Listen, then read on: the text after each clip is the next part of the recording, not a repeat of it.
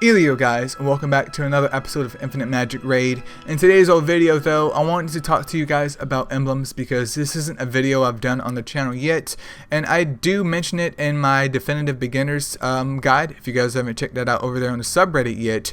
But let's go into a little bit more detail with that. So hopefully I can pick out a couple of characters here and kind of give you more insight into the whole emblem thought process and how you can kind of gear your characters up correctly with emblems, because at Awaken 1, at Awaken 3, and also at Awaken 5, those are some really big steps in terms of your character progression, and emblems help to augment your character to make them as powerful or as potent as they can be in general here. So anyways, I do have my baby girl, my samurai baby girl here. I do believe her name is pronounced Sia, though I could be wrong.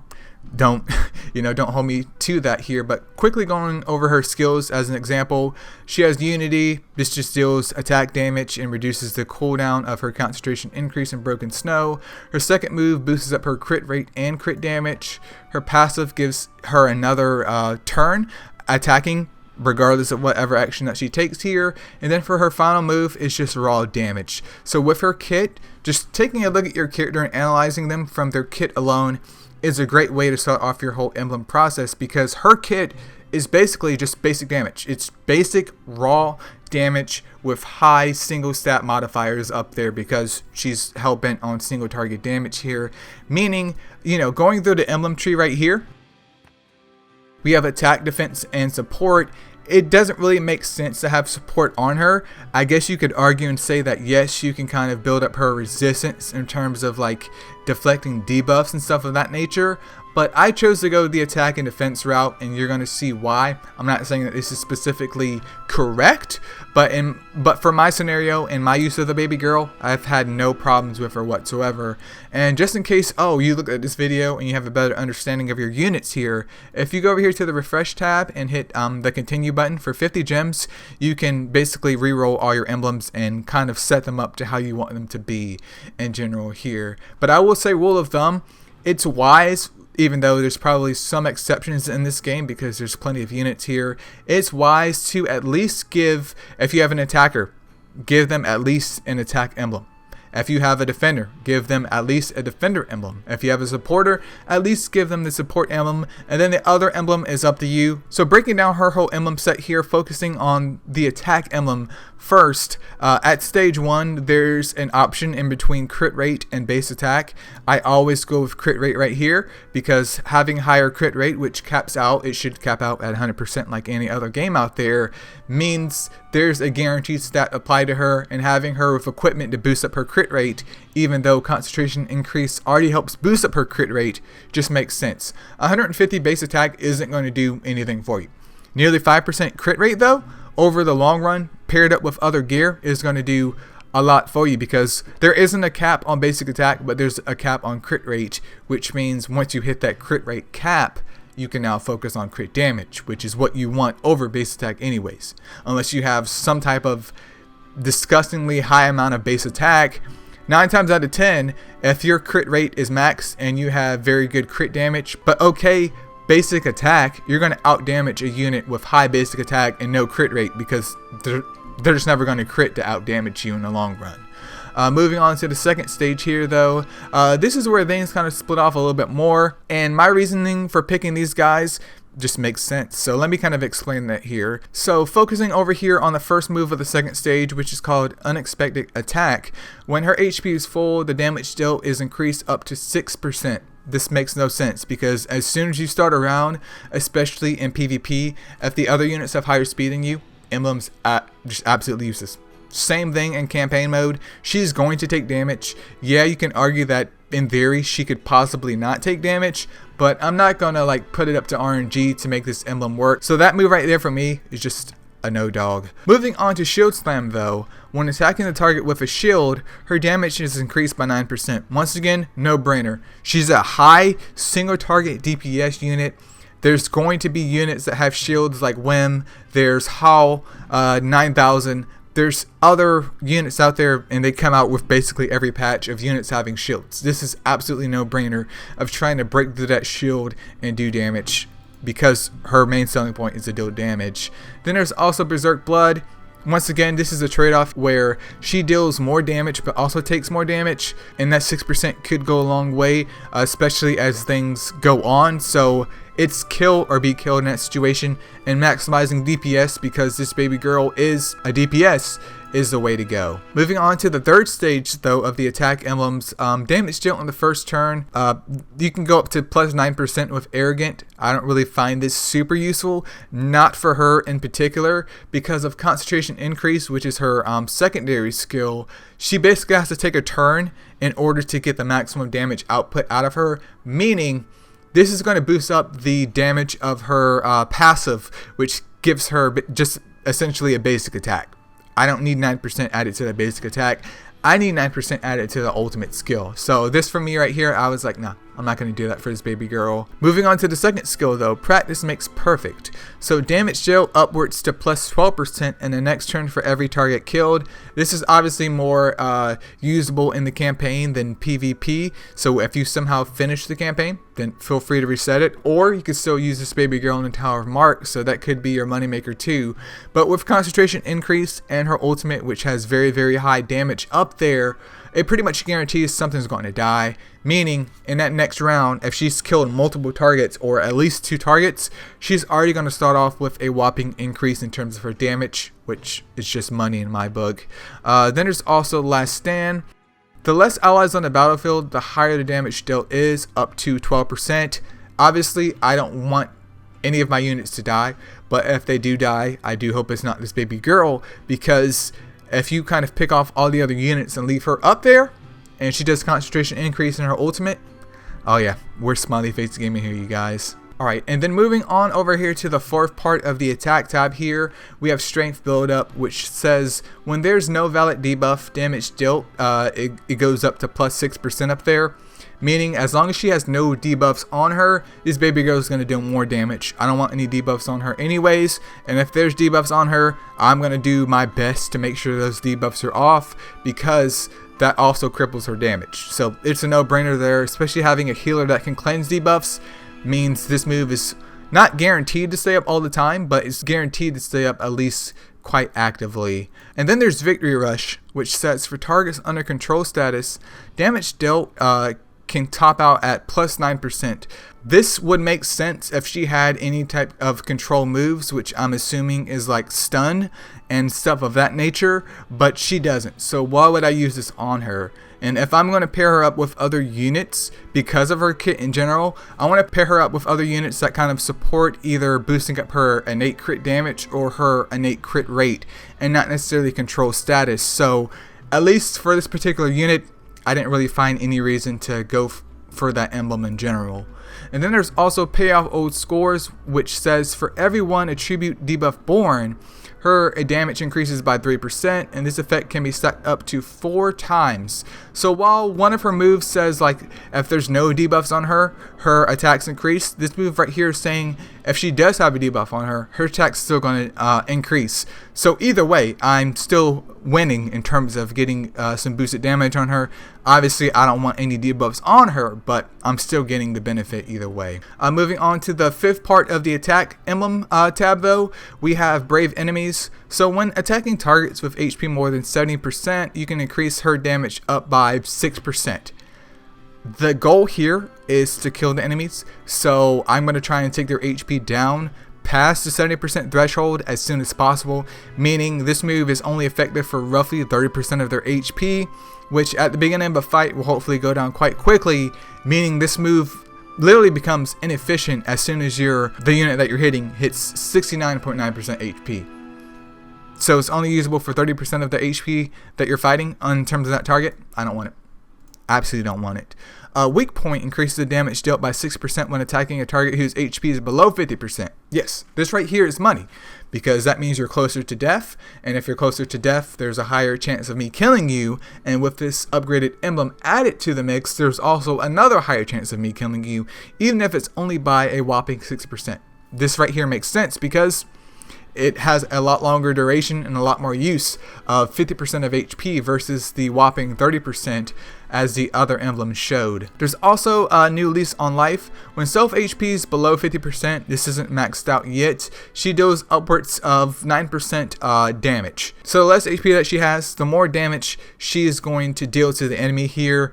Once again, I don't want her to necessarily die, but since she is an attacker and she has high single target damage, I'm going to assume the enemy is going to try and kill her. So if they try and kill her and they don't succeed, well, my baby girl already has a backup plan of dealing more damage to you and possibly still killing you because you failed to kill her. Like, this, once again, just has a higher range of usability because of the 50% versus the 30% threshold of the other move. And then for the final tab over here for the attack emblems, we have crack damage, which this boosts her crit damage up by 24% when fully mixed out. 24%.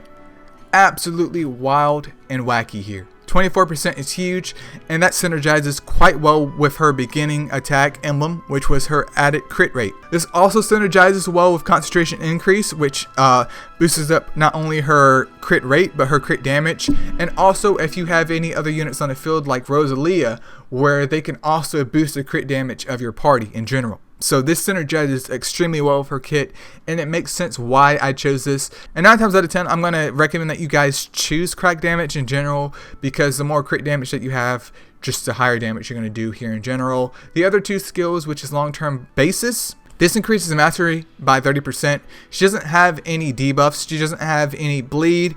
There is no poison, etc. This literally makes no sense to have it on her, so that explains why I didn't pick it here. And then there's also weakness insights, which when using a basic attack or a damage skill, piercing goes up by 6% up to 4 stacks. Now I haven't really tested piercing because I know it ignores defense, so it could be very interesting here, but I just went with crit damage because concentration increase kind of focuses more so on getting out that high burst damage. But I think this skill would probably be second in the running if there's a particular unit that you know you can't get max crit rate on, or where you're looking more for just raw damage versus crit damage, which in most scenarios probably won't be the case here. But yeah, I do apologize for that being so long. I thought it was just kind of important to kind of explain the different kind of emblem choices that you can go through and why I picked what I picked here. Alright, so going into more detail about the defense emblems over here, essentially what you should be picking is going right here. This is just flat defense. Once again, that's just as useful as flat attack. That's why I didn't do that. This is flat HP, but I'm more of an HP type of guy. I rather have more HP to kind of heal with versus more defense. Is really up to you. There's no right or wrong in between these guys because they're both just flat stats. But yeah, I generally just go with more HP. Alright, and then looking at the second part of the defensive tab over here, there's Armor of Thorns, which was my choice for my baby girl because no matter what way you look at it, she's always going to take damage. So if I can reflect a fraction of that damage back to whoever that I'm fighting, obviously makes sense to me, but you're free to choose what you want. That was just my thought process behind it. There's also Cursed Countercharge, which says when received a basic attack or skill damage, damage caused by the attacker is decreased by upwards of 3%, and this effect can be stacked up to 3 times, meaning 9%. So she's gonna get attacked anyways, and while I want to mitigate damage from my unit, I didn't feel like this was a very good choice. It's not bad. I mean, you're not reflecting damage back to them, which this could be something a little bit more amazing for you because she will be taking damage just in general. But yeah, I just went with the whole damage reflect up there instead. And then for the third skill, cut loss in time.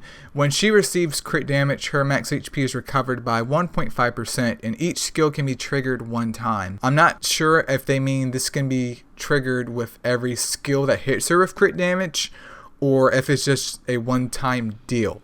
Because if it's a one-time deal, it's an absolute ripoff.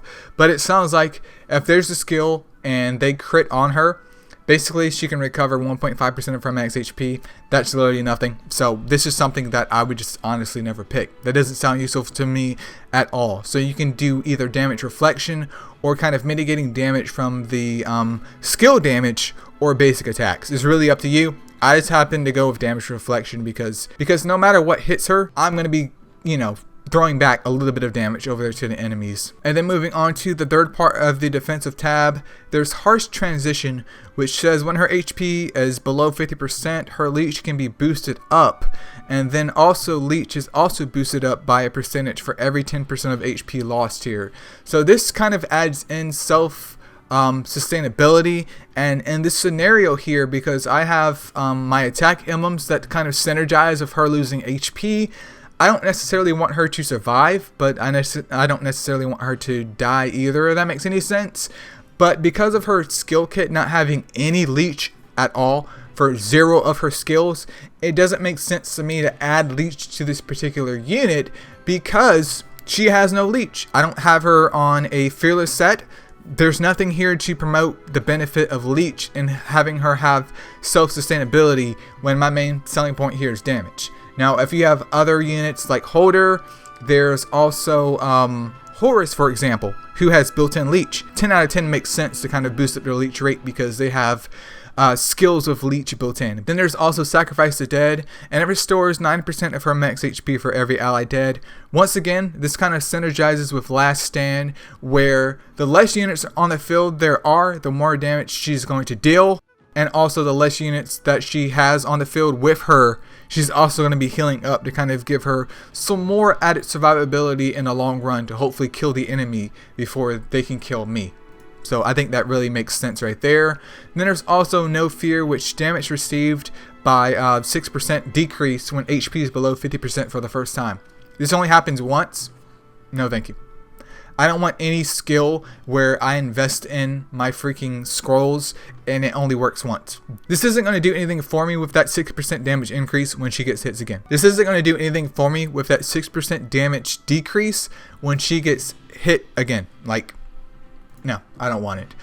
Moving on to the fourth tab though, there's Posterior, which for enemies with higher speed, her damage received is decreased by 6%. Once again, it makes sense because while her base speed isn't super duper quick, I will always assume that especially units like Space, for example, will always outspeed her because they're going to be rocking their Space with double speed sets or double first aid sets because that makes sense with her healing and also making sure that Space can go first to kind of set the tone of the battle. So this is just a no-brainer, especially in a PvP situation. There's also Under God's Wing. For every one teammate survived on the battlefield, crit damage is reduced by 3%, meaning what, there's 4 other units, so crit damage is reduced by 12%. I mean, that could be useful. I just pray that she doesn't get crit on, but if she does get crit on, hopefully she at least goes to the 50% threshold for her other skills or other emblems to take effect here. There's also Move with Burden. So for every 1 attribute debuff born, her damage received is nerfed by 3%. And this effect can be stacked up to 2 times, meaning a whopping 6% damage reduction with debuffs up there. I don't want any debuffs up there with her. Obviously, this does kind of synergize with her attack emblem because if she does have debuffs, she's going to deal more damage and she can in theory take less damage, but only 2 times, 6%. Once again, I just don't want it. I much rather just prefer the whole higher speed in this scenario because it sounds a lot more beneficial to me. Moving on to the fifth part of the defensive emblems though, there's Greediness, which damage received is decreased by 9% when the turn ends. The effect is also decreased by 3%. Her overall damage received is reduced by 9%, but literally as the turns go on, this drops down from 9% to 6%.